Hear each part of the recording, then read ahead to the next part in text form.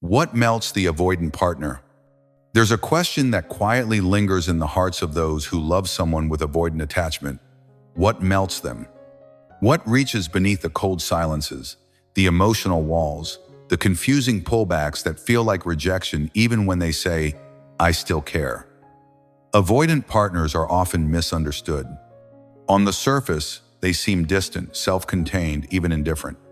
But beneath that armor is a person who has learned often, through childhood wounds, that closeness is dangerous, that need equals weakness, and that to be too emotionally exposed is to be at risk of abandonment or engulfment. To melt an avoidant partner isn't about overpowering their walls or flooding them with affection. It is about understanding the language of safety. It is about becoming the emotional environment where they don't have to perform, retreat, or guard themselves. And that journey begins with patience, not pressure. Avoidant partners melt when they feel emotionally safe, not smothered. That means letting go of the urge to fix their silence or force intimacy on your timeline. The more you push, the more their nervous system pulls away. But when they sense your calm presence, your groundedness even in the face of their withdrawal, it disrupts their old programming. Suddenly, they are met with someone who isn't chasing them or abandoning them, but staying rooted.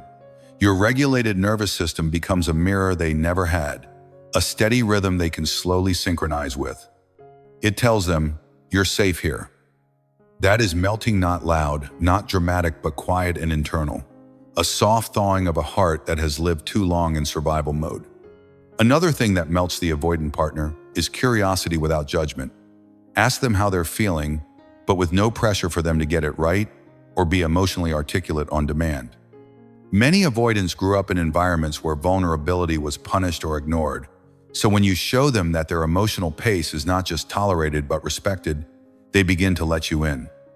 Not because you demanded it, but because you created space for it. Saying something as simple as, "Take your time, I'm not going anywhere," may sound like a Hallmark card. But to an avoidant, that sentence can land like a revelation. It disrupts the fear that love will rush in and take over their sense of autonomy. It melts the narrative that connection equals suffocation. Avoidants often carry shame for how they show up in relationships. They know they pull away. They know they seem cold or disinterested. They hate that they sometimes prefer solitude when their partner needs closeness. But they don't always know how to say that shame is the voice in their head telling them they are broken. What melts the avoidant partner isn't just kindness, it's non-shaming presence. It's when you don't turn their silence into a personal attack, when you don't make their withdrawal about your worth, when you understand that their pulling away is about their wiring, not a lack of love. That understanding is a balm on their inner guilt. It shows them that love doesn't have to be earned through perfection, that they can be human and still be loved. Another thing that deeply touches the avoidant heart is consistency. Consistency is not just about texting every day or showing up on time. It is about being the same person emotionally over time. Avoidants don't trust easily, not because they're cynical, but because they've often been let down by people who promised closeness and then used it against them. If you say you're safe, but your mood changes every time they pull away, they won't believe your words. But if you remain emotionally available, without punishing them or reacting dramatically to their distancing, that quiet consistency begins to challenge everything they believe about intimacy. You become the one experience that doesn't replicate their past pain. That is how the walls begin to soften, not with grand gestures, but with emotional stability. Humor is another underrated tool that melts the avoidant heart. Many avoidants are hyper-independent, serious, and focused on keeping control. But laughter bypasses control. It sneaks through the cracks of even the most rigid defenses. Shared humor makes them feel connected without pressure. It allows them to engage without emotional overload. If you can make an avoidant laugh, not at them, but with them, you're not just entertaining them. You're showing them that connection doesn't have to be heavy. It can be light. It can feel good. It can be a relief. In those moments of shared joy, you're not negotiating closeness, you're creating it effortlessly. Touch, when given on their terms, can also melt an avoidant partner. Not possessive or demanding touch, but touch that is gentle, optional, and respectful. A hand offered, not grabbed. A presence beside them, not on top of them. Physical connection can feel overwhelming for the avoidant, especially when it comes with emotional expectations. But when it is given as a silent offering without pressure, it becomes something else. It becomes a bridge. A way to communicate comfort without words. When they choose to lean in, even just a little, and you don't make it a big deal, they begin to associate closeness with freedom instead of entrapment. That is melting, subtle, gradual, but profoundly transformational. Space, believe it or not, is one of the most powerful things that can melt the avoidant partner. Because when you give space not as punishment, but as a gift, you're telling them, I trust you to come back. That kind of trust is rare in their world.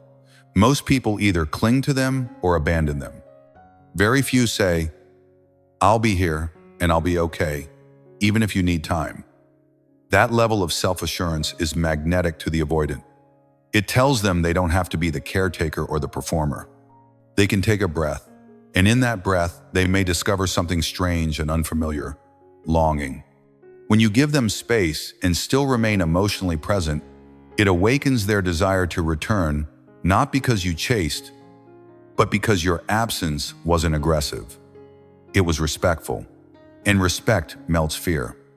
Validation, when given sincerely and unexpectedly, touches something deep inside the avoidant.